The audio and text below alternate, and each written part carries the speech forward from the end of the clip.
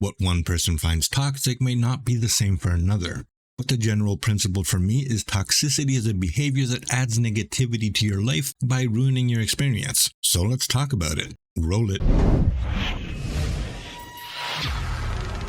Welcome back, everyone. Hope you guys enjoyed my previous video about item level, and if you haven't seen it, then maybe you should. I definitely had some interesting comments and interactions, and all opinions are valid, even if I disagree with some of them. Just don't be dicks and rude while expressing your opinion, because being able to exercise freedom of speech and freedom of opinions does not mean a person is absolved from the consequences of doing so. The consequences being, I'll kick you to the curb faster than you can say, "Well, smack my ass and call me Judy." Just so you know. Before we begin with the main topic, let me quickly express my gratitude to all my channel members. If anybody is interested in becoming a member, just press join next to the sub button. And lastly, if you're new to my channel, I think you should know that it has been proven scientifically that subscribing to my channel and liking my videos improves your sexual charisma. Hit that G-spot. Okay, so let's talk about toxicity in gaming, or to be more specific, toxicity in Neverwinter. Because even though toxic behavior has always been around in every game I have ever played, I've seen a rise in toxic behavior in the Neverwinter community these past few months. But what is toxicity? Like, what comes to your mind when people say someone is toxic? There are many types of behaviors that can be considered toxic. And I must admit, I'm not exempt from this. I've had my fair share of toxic moments in the past, and even in the present. And to say I'm never toxic would be a straight up lie. Plus, I have to have had some sort of experience with being toxic myself to even be qualified and able to formulate a valid opinion from both ends of the spectrum, so that I can be able to pile drive what I have to say straight into your dome. You can't just be on the receiving end of toxicity. You also have to be the one who has been toxic once upon a time. So let's start this off with excessive negativity. We have all had bad days, moments where we just need to get something that bothered us out, and getting it out can be constructive. And although a conversation might start with a negative comment, it doesn't make for a toxic atmosphere if it ends up going in a positive direction where solutions or alternatives to the problem are found. Excessive negativity, on the other hand, is when you get someone who complains and whinges constantly, refers to things in the worst possible way, and doesn't do it to get solutions, but does it for drama or other reasons of their own. When this happens in guild and alliance chat, it can kill a group or the general vibe. People stop watching the chat because they don't want to see it. Parties don't get filled and questions don't get answered, and people end up getting ignored. And I am also guilty of this behavior in the past, and I'm not ashamed to admit it, because knowing your own faults is the road to self-betterment. Fake mentors. Fake mentors are the ones who pride themselves in helping people do better and teaching them the inner workings of the game. But in reality, their help is only skin deep, and their knowledge of the game is only substantial in their head. They have no problem telling you what items to buy, how to upgrade items in the game, and walk you through in-game mechanics, and give you advice regarding gameplay and classes, even though most of the things they teach you are most likely incorrect. But God forbid you run a dungeon or a trial and they happen to be in your group and you underperform. They will express their frustration openly and look down on you by trying to make you feel small and useless in the queue chat instead of helping you do better. These fake mentors typically have very little patience while actually running content, and they will seek to ridicule you in public and even get you kicked from groups. These fake mentors usually have an unusually high sense of their own importance. They want people to admire them for all the, in quotations, good they do, and for other players to look up to them. But the sad reality is most of them are subpar players with an inflated sense of self-worth. Then there's the ones that say that will help you through a dungeon, but don't actually share information to help you be able to run it. These are often the same people who complain about there being too many high item level or near endgame players who don't understand basic tactics or mechanics. And then we also have the ones who say they will help inexperienced players, but in reality just want warm bodies to meet the random queue requirement, and will only help if it doesn't stop them from being able to complete dungeon queues in the time frame they think it should take. So here's my advice, even if it comes off as toxic. Never listen nor argue with an idiot. They will drag you down to their level and beat you with experience. Surround yourself with people who are patient and see the game through your eyes. Unsolicited advice. This one's a tricky one, because some players really are trying to help others by giving correct advice, and some players really do look like they really need help, but they never ask for it because sometimes you don't know there's a gap in your knowledge, so you don't know the right question to ask, or you're afraid to ask for the fear of being ridiculed or called a noob. I've learned a lot from people who share tips without being asked, but it very much depends on how the information is being delivered, whether it's offered kindly or used as a blunt instrument for the speaker to make themselves look big. big. The ones that use their knowledge as a weapon to make others look or feel very small are toxic. For example, you're running a dungeon and you're having a hard time with something, and instead of someone saying, hey, you seem like you're struggling, do you need any pointers on how to do this? Or, help you how to get past your current situation. Instead, people just resort to blurting out unhelpful information like don't do this or that's not how you do it. Or they just call you names and label you a noob. Like being a noob is even a bad thing. Did those fuckers really forget they were once noobs too? I mean, come on. Get over yourself. So, if you have no constructive advice, don't give any. And if you are triggered, keep your mouth shut and let players enjoy the game. Because being rude isn't helping anybody or making the content go any faster. And if you are in a rush, then don't fucking play.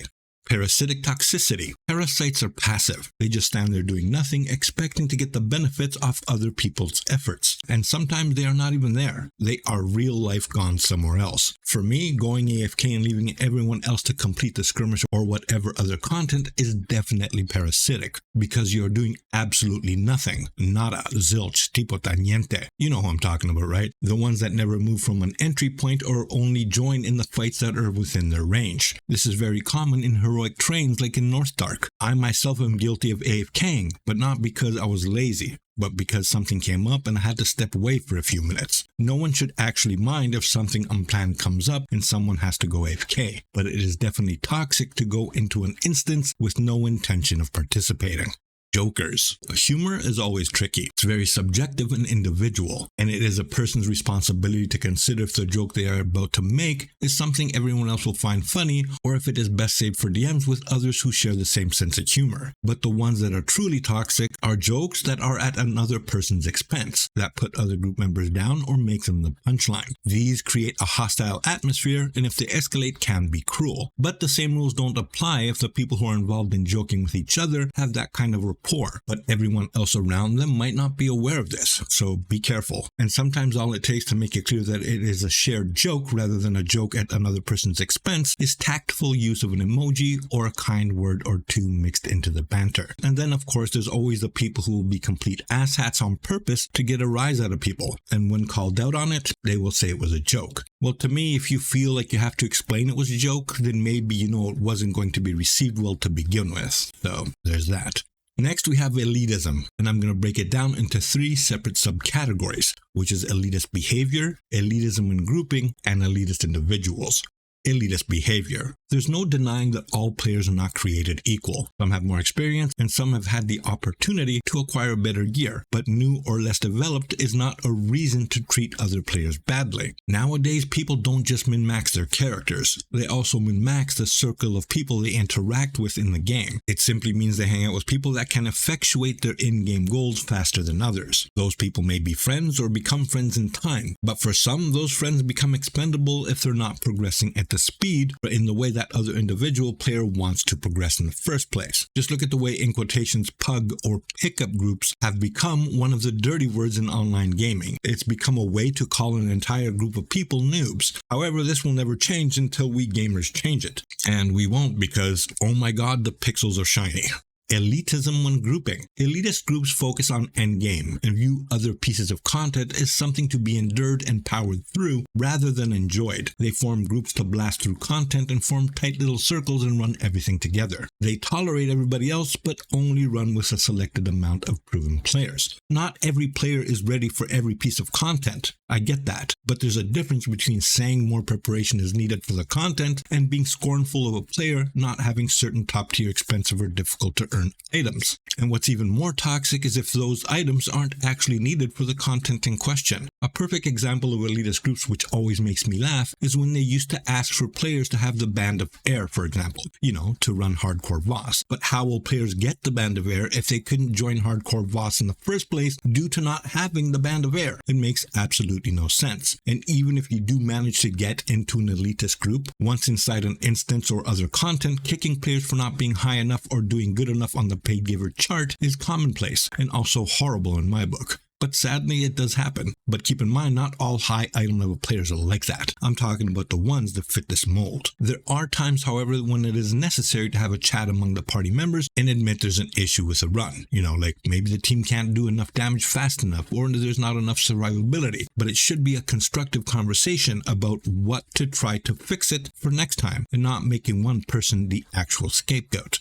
elitist individuals. The other side of elitism is individuals who believe that just because they have achieved certain things, like gained a particular item or got a particular thing, that makes them better in every way than everyone else. Similarly, in party chats or in dungeons, there are people who are happy to shout out or berate others for doing it wrong, without offering any constructive advice on how to do it better. Or they'll simply tell them to go and look at YouTube, but at that particular moment, they don't have time to look at YouTube. They're in the damn dungeon. I mean, elitism existed before item level mattered in the first place. And I say this because gear score, aka item level, is also a problem when it comes to elitism. All gear score or item level does is give elitists an easy crutch in which to perpetuate their elitism. It makes elitism more prevalent now because there's an easily identifiable in quotations number or item that someone has to hit or obtain to be included in the group. Elitists used to seek each other out, and maybe they even still do. But now some people try to make their groups, friends, and guilds into an elite haven. And I'm not sure if it's even elitism so much as it is us versus them mentality, meaning we are clearly superior to them. Some of these elitist individuals are not hard to spot. They are the ones who will not respond to you after you message them about joining a group they were previously spamming and looking for group chat because they inspected you and you didn't have a specific item that they required of you so you could join. Elitist individuals just want the job done, and if you're not part of the solution, to them, you are part of the problem.